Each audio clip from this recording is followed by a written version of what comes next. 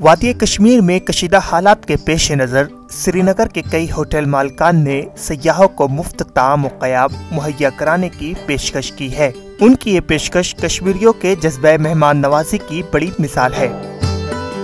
Tourist यहाँ strand हो गए due to the situation between two countries, जो हालात हो रहे हैं उससे हमें लगा कि हमें कुछ ऑफर करना चाहिए टूरिस्ट सेक्टर को। पर्सपेक्टिव ऑफ ओरिजिन, कल्चर और रिलीजन हमने वो नहीं देखा। हमने सोचा हम कोई खिदमत कर सकते हैं उन टूरिस्टों के लिए जो हमारी वैली में फंसे हैं। भारत और पाकिस्तान के माबैन कशीदगी के बाइस परवाजें मंसूख होने पर होटल मालिकान ने इस तरह के इक़दामात उठाकर एक बार फिर इंसानियत, कश्मीरियत की बड़ी मिसाल पेश की है, जिस पर जितना फख्र किया जाए कम है।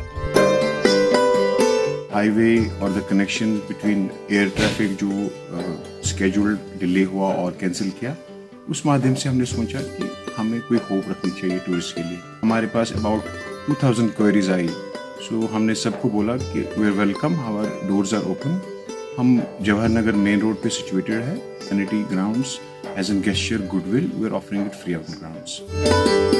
होटल मालिकान ने कहा कि वादी में फंसे तमाम सयाहों के लिए उनके होटल्स के दरवाजे हमेशा खुले हैं।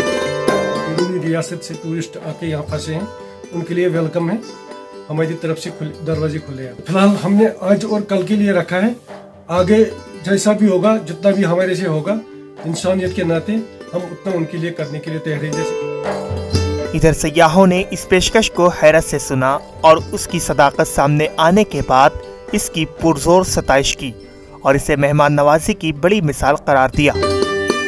मैं दिल्ली में रहता हूँ, परसों से लेकर यहाँ टेंशन बढ़ गई। यहीं पे रहे, कल भी आज एयरपोर्ट जा गए तो वहाँ पे जो है बंद हो गया। कोई दिक्कत नहीं है कि यहाँ पे किसी तरह की, लोग अच्छे कोऑपरेटिव है। ETV भारत के लिए श्रीनगर से मीर फरहत की रिपोर्ट।